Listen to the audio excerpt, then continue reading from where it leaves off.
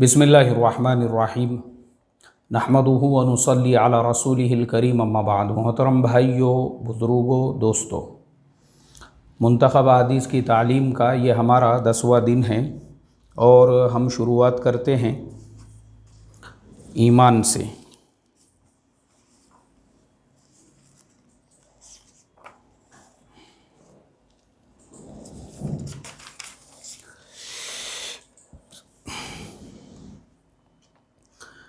हज़रत अबू ज़र रज़ी अल्लाह ताला अन्हु से रिवायत है, नबी करीम सल्लल्लाहु अलैहि वसल्लम ने इरशाद फरमाया, जो बंदा ला इलाहा इल्लल्लाह कहे और फिर उसी पर उसकी मौत आ जाए तो वह जन्नत में ज़रूर जाएगा।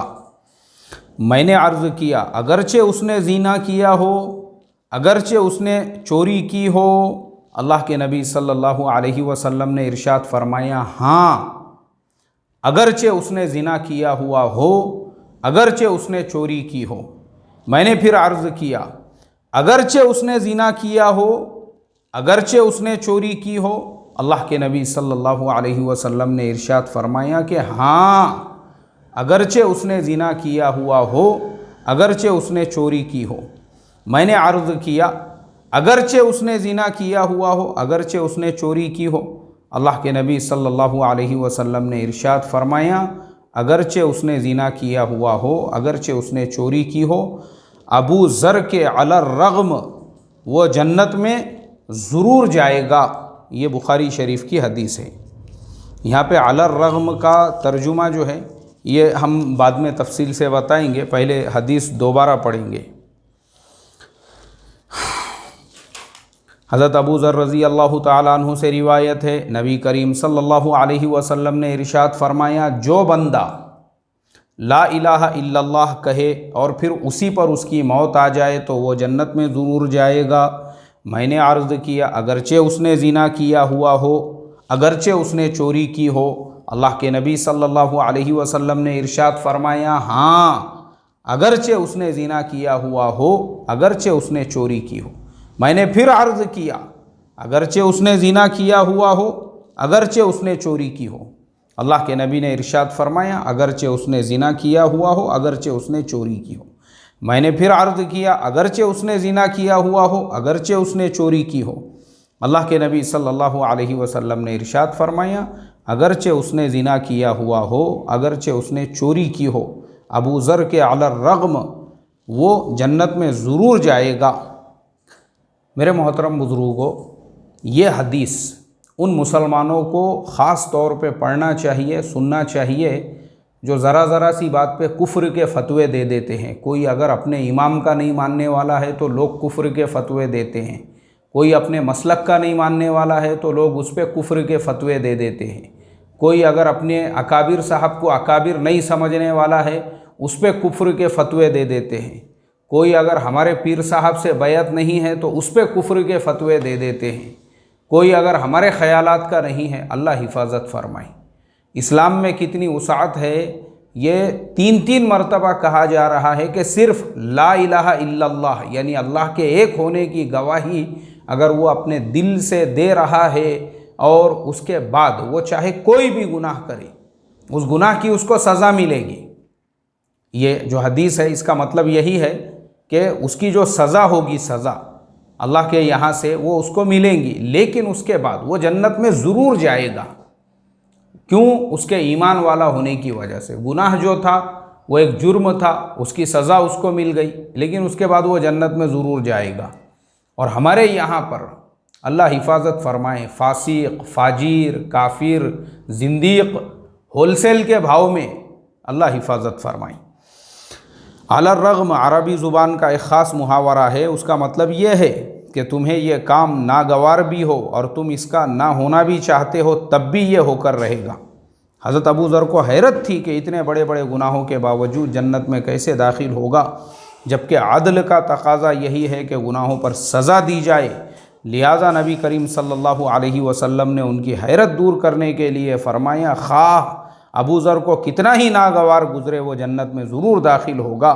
اب اگر اس نے گناہ بھی کیے ہوں گے تو ایمان کے تقاضے سے وہ توبہ اور استغفار کر کے گناہ معاف کرا لے گا، یا اللہ اپنے فضل سے معاف فرما کر بغیر کسی عذاب کے ہی یا گناہوں کی سزا دینے کے بعد بہرحال جنت میں ضرور داخل فرمائیں گے۔ اب دیکھو یہاں پہ جو بات میں نے کہا تھا اس کی بھی وضاحت ہو گئی۔ یا تو وہ بندہ مرنے سے پہلے خود توبہ کر لے گا، اے اللہ مجھے معاف کر دے، میرے سے جتنے بھی گناہ ہوئے اللہ معاف کر دیں گے اور اس کو فوراً جنت میں داخل کر دیں گے، سزا بھی نہیں ملے گی۔ یا پھر اللہ تعالیٰ اپنے فضل و کرم سے بھی اس کو اگر معاف کر کے ویسے ہی جنت میں داخل کرا دے، یا پھر اس کے گناہوں کی سزا بھگتنے کے بعد وہ جنت میں، لیکن کوئی بھی صورت ہو وہ جنت میں ضرور داخل ہوگا۔ علماء نے لکھا ہے اس حدیث شریف میں کلمہ لا الہ الا اللہ کہنے سے مراد پورے دین اور توحید پر ایمان لانا ہے اور اس کو اختیار کرنا ہے۔ فضائل نماز میں سے پڑھا جا رہا ہے۔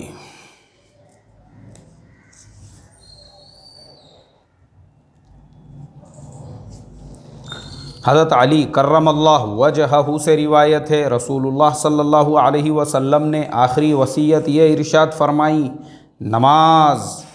نماز اپنے غلاموں اور ماتحتوں کے بارے میں اللہ سے ڈرو، یعنی ان کے حقوق ادا کرو۔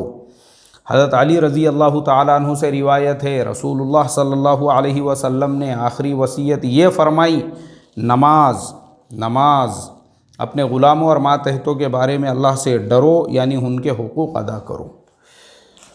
یعنی دیکھو نماز جو ہے آخری وقت میں بھی اللہ کے نبی صلی اللہ علیہ وسلم کو اتنا اہتمام تھا کہ خاص طور پہ وصیت فرمائی کہ نماز کو کسی بھی حال میں مت چھوڑنا اور نماز کا جو ہے پورا خیال رکھنا۔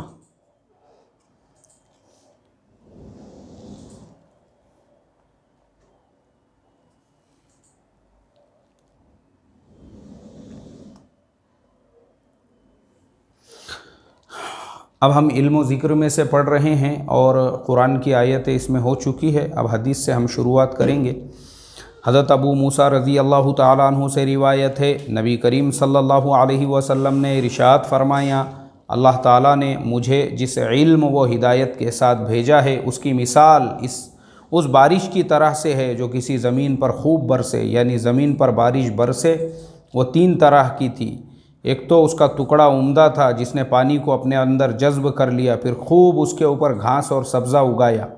زمین کا ایک دوسرا سخت ٹکڑا تھا جس نے پانی کو جذب تو نہیں کیا لیکن اس کے اوپر پانی جمع ہو گیا اور اللہ نے اس سے بھی لوگوں کو نفع پہنچایا، انہوں نے خود بھی پیا، جانوروں کو بھی پلایا اور کھیتوں کو بھی سیراب کیا۔ اور نمبر 3 وہ بارش زمین کے ایسے ٹکڑے پر برسی جو چٹیل میدان ہی تھے، جس نے نہ پانی جمع کیا اور نہ ہی گھاس اگائی۔ اسی طرح لوگ بھی 3 قسم کے ہوتے ہیں۔ پہلی قسم اس شخص کی ہے مثال ہے جس نے دین میں سمجھ حاصل کی، جس ہدایت کو دے کر اللہ نے مجھے بھیجا ہے اللہ نے اسے اس ہدایت سے نفع پہنچایا، اس نے خود بھی سیکھا، دوسروں کو بھی سکھایا۔ دوسری مثال اس شخص کی ہے جس نے خود تو فائدہ نہیں اٹھایا مگر دوسرے لوگوں نے اس سے فائدہ حاصل کیا۔ تیسرے اس شخص کی ہے جس نے اس کی طرف سر اٹھا کر بھی نہ دیکھا اور نہ اللہ تعالیٰ کی اس ہدایت کو قبول کیا جس کے ساتھ اللہ تعالیٰ نے مجھے بھیجا ہے۔ اقرا میں مسلم میں سے ہم پڑھ رہے ہیں۔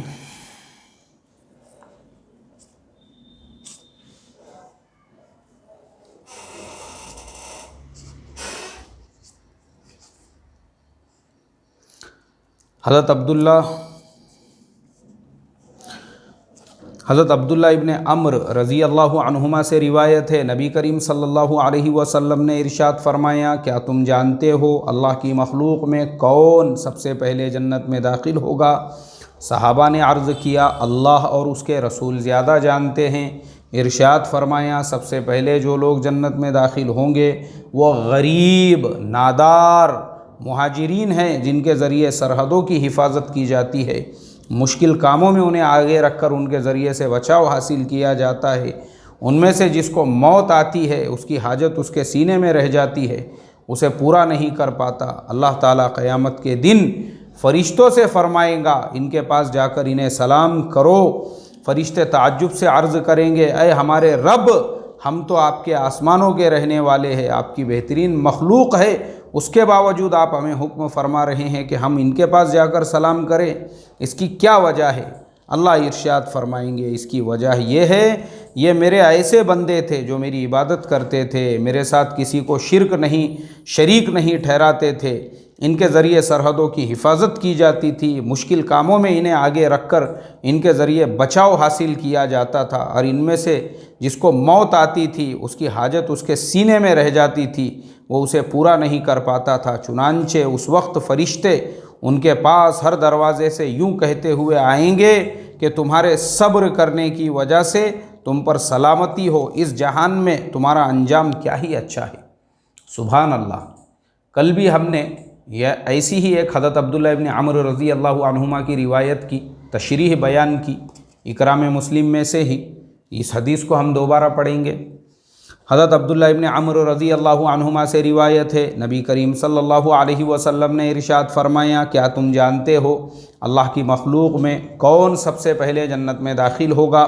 صحابہ نے عرض کیا، اللہ اور اس کے رسول زیادہ جانتے ہیں۔ ارشاد فرمایا، سب سے پہلے جو لوگ جنت میں داخل ہوں گے وہ غریب اور نادار مہاجرین ہیں، یعنی جو غریب اور نادار مہاجرین جنہوں نے مکہ سے مدینہ کی ہجرت کی تھی، ان کی فضیلت بیان ہو رہی ہے، جن کے ذریعے سرحدوں کی حفاظت کی جاتی ہے، مشکل کاموں میں انہیں آگے رکھ کر ان کے ذریعے سے بچاؤ حاصل کیا جاتا ہے، ان میں سے جس کی موت آتی ہے اس کی حاجت اس کے سینے میں ہی رہ جاتی ہے اور وہ اسے پورا نہیں کر پاتا۔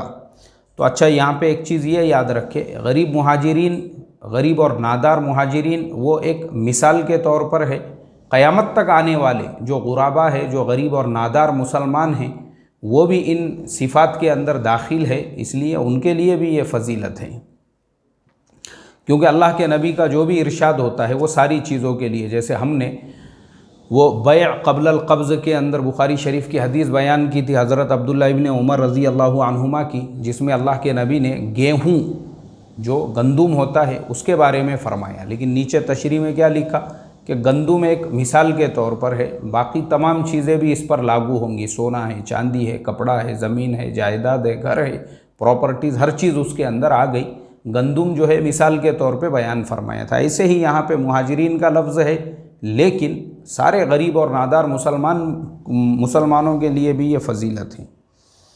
تو کیا ہوں گا کہ فضیلت یہ کیوں بیان کی؟ اس لیے بیان کی کہ جس کو موت آتی ہے تو اس کی حاجت اس کے سینے میں رہ جاتی ہے، وہ اسے پورا نہیں کر پاتا۔ اللہ قیامت کے دن فرشتوں سے فرمائیں گا، ان کے پاس جا کر انہیں سلام کرو۔ فرشتے تعجب سے عرض کریں گے، اے ہمارے رب، ہم تو آپ کے آسمانوں کے رہنے والے ہیں، آپ کی بہترین مخلوق ہے، اس کے باوجود آپ ہمیں حکم فرما رہے ہیں ہم ان کے پاس جا کر ان کو سلام کریں، اس کی کیا وجہ ہے؟ اللہ تعالیٰ فرمائیں گے اس کی وجہ یہ ہے کہ یہ میرے ایسے بندے تھے جو میری عبادت کرتے تھے، میرے ساتھ کسی کو شریک نہیں ٹھہراتے تھے، ان کے ذریعے سرحدوں کی حفاظت کی جاتی تھی، مشکل کاموں میں انہیں آگے رکھ کر ان کے ذریعے سے بچاؤ حاصل کیا جاتا تھا، اور ان میں سے جس کو موت آتی تھی اس کی حاجت اس کے سینے میں رہ جاتی تھی، وہ اسے پورا نہیں کر پاتا تھا۔ چنانچہ اس وقت فرشتے ان کے پاس ہر دروازے سے یوں کہتے ہوئے آئیں گے، تمہارے صبر کرنے کی وجہ سے تم پر سلامتی ہو، اس جہاں میں تمہارا انجام کیا ہی اچھا ہے۔ سبحان اللہ۔ اخلاص نیت میں سے ہم پڑھ رہے ہیں۔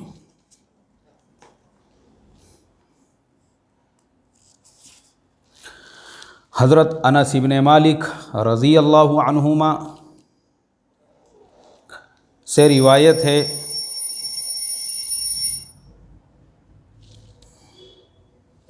حضرت انس بن مالک رضی اللہ عنہما سے روایت ہے، نبی کریم صلی اللہ علیہ وسلم نے ارشاد فرمایا، تم نے مدینہ میں کچھ ایسے لوگوں کو چھوڑا ہے کہ جس راستے پر بھی تم چلے، جو کچھ بھی تم نے خرچ کیا اور جس وادی سے بھی تم گزرے، وہ ان اعمال کے اجر و ثواب میں تمہارے ساتھ شریک رہے۔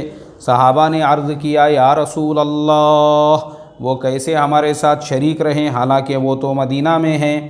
نبی کریم صلی اللہ علیہ وسلم نے ارشاد فرمایا، وہ تمہارے ساتھ نکلنا چاہتے تھے لیکن عذر نے ان کو روک دیا۔ یہ حدیث ہم نے کل پڑھ لیے تھے، آگے کی حدیث آج میں پڑھتا ہوں۔ حضرت عبداللہ ابن عباس رضی اللہ عنہما سے روایت ہے، نبی کریم صلی اللہ علیہ وسلم نے ارشاد فرمایا، اللہ تعالیٰ نے نیکیوں اور برائیوں کے بارے میں ایک فیصلہ فرشتوں کو لکھوا دیا، پھر اس کی تفصیل یوں بیان فرمائی، جو شخص نیکی کا ارادہ کرے پھر کسی وجہ سے نہ کر سکے، اللہ تعالیٰ اس کے لیے پوری ایک نیکی لکھ دیتے ہیں، اور اگر وہ ارادہ کرنے کے بعد اس نیکی کو کر لے تو اس کے لیے 10 نیکیوں سے 700 تک، بلکہ اس سے بھی آگے کئی گناہ تک لکھ دیتے ہیں۔ اور جو شخص کسی برائی کا ارادہ کرے پھر اس کے کرنے سے رک جائے تو اللہ تعالیٰ اس کے لیے پوری ایک نیکی لکھ دیتے ہیں، اور کیونکہ اس کا برائی سے رکنا اللہ کے ڈر کی وجہ سے ہے، اور اگر ارادہ کرنے کے بعد اس نے وہ گناہ کر لیا تو اللہ تعالیٰ اس کے لیے ایک ہی گناہ لکھتے ہیں۔ سبحان اللہ، کیا اللہ تعالیٰ کی رحمت ہے اور اللہ تعالیٰ کی جو ہے یعنی دین ہے یہ، کہ حضرت عبداللہ ابن عباس رضی اللہ عنہما سے روایت ہے، نبی کریم صلی اللہ علیہ وسلم نے ارشاد فرمایا، اللہ تعالیٰ نیکیوں برائیوں کے بارے میں ایک فیصلہ فرشتوں سے لکھوا دیا، پھر اس کی تفصیل بیان فرمائی، نیکی کا ارادہ کرے اور پھر کسی وجہ سے نہ کر سکے تو اس کے لیے پوری ایک نیکی لکھ دیتے ہیں۔ حدیث پہ غور کرو، صرف ارادہ کرے، اے اللہ آج لوگ پریشان حال ہے، اگر تو نے مجھے بھی مالدار بنایا ہوتا میں غریبوں کی مدد کرتا تھا، بیچارے نے ارادہ کیا، لکھ دی گئی اس کے نامہ اعمال میں نیکی۔ گاؤں میں لوگ پانی کے لیے پریشان ہیں، دل میں نیت کیا، اے اللہ اگر تو مجھے صاحب ثروت بناتا 2-4 بور مار کے دے دیتا غریبوں کو پانی بھرنے کے لیے، نیت کیا، اس کے اوپر اس کو ثواب مل گیا، صرف نیت کے اوپر۔ مسجد میں جماعت آئی ہے تو ہمیشہ جو پیسے والے ہیں مالدار لوگ وہی جماعت کی دعوتیں کر رہے ہیں، اب یہ بیچارہ غریب ہے اور اس نے دل میں نیت کیا، اے اللہ یہ بیچارے بڑے بڑے پلاٹنگ کے اور بلڈنگوں کے دھندے کرنے والے ہیں، ہر آنے والی جماعت کو یہی لوگ دعوت کرتے ہیں، میں تو غریب آدمی ہوں، رکشہ چلاتا ہوں یا محنت مزدوری کرتا ہوں، کاش کہ میرے بھی ایسے کاروبار ہوتے اور میں دولت اور پیسے والا ہوتا تو میں بھی ہر آنے والی جماعت کی نصرت کرتا، ان کی دعوت کرتا اور ان کا اکرام کرتا۔ تو اس نے نیت کیا، اللہ تعالیٰ نے اس کے نامہ اعمال میں وہ ثواب لکھ دیا۔ تو صرف نیت پہ، سب سے پہلے تو نیت پر نامہ اعمال میں نیکی لکھ دی جاتی ہے، اور اگر ارادہ کرنے کے بعد اس نیکی کو کر لے تو اس کے لیے اللہ تعالیٰ 10 نیکیوں سے 700 تک، بلکہ اس سے بھی آگے تک کئی گناہ تک لکھ دیتے ہیں۔ اور اگر نیت کیا تھا اور اللہ نے واقعی میں اس کو مالدار بنا دیا، اس نے کیا کیا، غریبوں کی مدد بھی کر رہا ہے، پانی کا بور بھی مار دیا، یا آنے والے جماعتوں کا اکرام بھی کر رہا ہے، اب اس نے عمل کرنے کی وجہ سے ایک گناہ نہیں، 10 گناہ نہیں، 700 گناہ، اس سے بھی کئی گناہ زیادہ اللہ تعالیٰ اس کو جو ہے ثواب عطا فرما دیتے ہیں۔ سبحان اللہ، یہ ہے اللہ تعالیٰ کی رحمت۔ اور جو شخص کسی برائی کا ارادہ کرے اور پھر اس کے کرنے سے رک جائے تو اللہ تعالیٰ اس کے لیے پوری ایک نیکی لکھ دیتے ہیں۔ کسی انسان نے برائی کا ارادہ کیا، برائی کا ارادہ مطلب مسجد کے وضو خانے میں بہت سارے لوگ بیٹھے ہوئے غیبتیں چغلیاں کر رہے تھے، تو اس کے بھی دل میں آیا کہ میں بھی کسی کی غیبت کر دوں، لیکن فوراً اس نے اپنے آپ کو روک دیا کہ غیبت کرنا بڑا گناہ ہے، تو وہ جو رک گیا وہ غیبت کرنے سے، اس کی وجہ سے اللہ تعالیٰ اس کے نامہ اعمال میں ایک نیکی لکھ دیتے ہیں۔ اور کیوں لکھ دیتے ہیں؟ کیونکہ گناہ کے کام سے رک گیا وہ، اور اگر ارادہ کرنے کے بعد اس نے وہ گناہ کر لیا تو اللہ تعالیٰ اس کے لیے ایک ہی گناہ لکھ دیتے ہیں۔ اب اس نے دیکھا کہ بھائی بڑے بڑے اکابر بیٹھے ہوئے ہیں وضو خانے میں، وہ جب پورا غیبتوں کا بازار گرم کیے ہوئے ہیں تو میں نے بھی ایک آدھی کر دیا تو کیا حرج ہے، اب نکل گیا اس کے زبان سے، تو اس کے نامہ اعمال میں صرف ایک ہی گناہ لکھا جاتا ہے۔ تو یہ ہے اللہ تعالیٰ کی رحمت، دعوت و تبلیغ میں سے پڑھا جا رہا ہے۔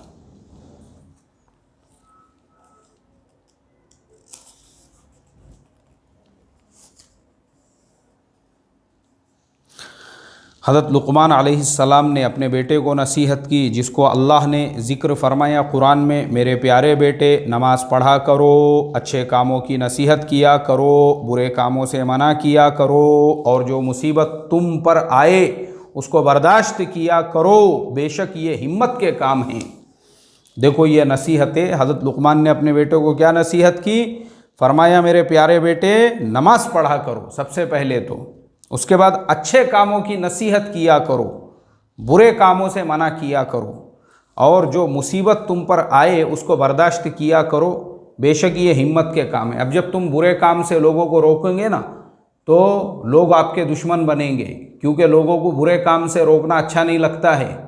آپ کسی بھی برا کام کرنے والے کو روکو، وہ کبھی بھی اچھا نہیں مانے گا، وہ آپ کا دشمن بنے گا۔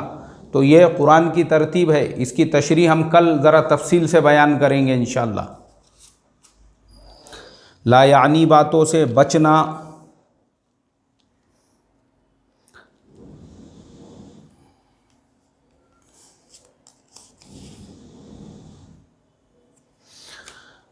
حضرت ابی جحیفہ رضی اللہ تعالیٰ عنہ سے روایت ہے، نبی کریم صلی اللہ علیہ وسلم نے صحابہ سے پوچھا اللہ کے نزدیک سب سے زیادہ پسندیدہ عمل کون سا ہے؟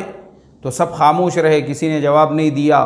تو اللہ کے نبی نے ارشاد فرمایا سب سے زیادہ پسندیدہ عمل زبان کی حفاظت ہے۔ حضرت ابو جحیفہ رضی اللہ تعالیٰ عنہ سے روایت ہے، رسول اللہ صلی اللہ علیہ وسلم نے صحابہ سے پوچھا اللہ کے نزدیک سب سے زیادہ پسندیدہ عمل کون سا ہے؟ سب خاموش رہے، کسی نے جواب نہ دیا۔ تو آپ نے ارشاد فرمایا سب سے زیادہ پسندیدہ عمل زبان کی حفاظت ہے۔ مطلب کیا ہے؟ جھوٹ سے، غیبت سے، چغلیوں سے، بہتان سے، اور فالتو کی جو دنیا کی باتیں ہیں، فالتو کی لایانی جو باتیں ہیں، اس سے اپنے زبان کو محفوظ رکھیں۔ ہاں دین کی باتیں ہیں، پازیٹیو باتیں ہیں، موٹیویشنل باتیں ہیں، لوگوں کو آپ جو ہے اچھی باتیں بتا رہے ہو اور گائیڈنس کر رہے ہو، یہاں تک کہ وہ باتیں جس سے دنیا کا فائدہ ہے، دنیا کا فائدہ ہے، وہ بھی بالکل آپ کے لیے جائز ہے۔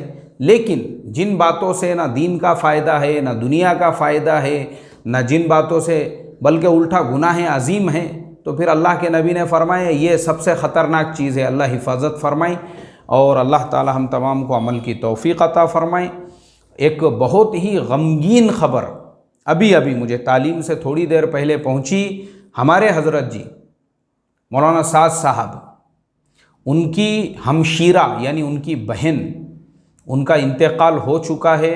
تو آپ تمام لوگوں سے میں درخواست کرتا ہوں ان کے لیے خصوصی دعا فرمائیں، اللہ تبارک و تعالی ان کی مغفرت فرمائیں، ان کو جنت الفردوس میں جگہ عطا فرمائیں، اور اللہ تعالی ہمارے حضرت جی مولانا سعد صاحب کو صبر جمیل کی توفیق عطا فرمائیں۔ اسی طرح سے ان کے اور بھی جو خاندان کے لوگ، اہل و عیال کے رشتہ دار جو ہوں گے، ان کو اللہ تعالی صبر جمیل کی توفیق عطا فرمائیں۔ سبحان اللہ و بحمدہ، سبحانک اللہم و بحمدک، نشہد ان لا الہ الا انت، نستغفرک و نتوب الیہ۔ سبحان ربک رب العزۃ عما یصفون، وسلام علی المرسلین، والحمد للہ۔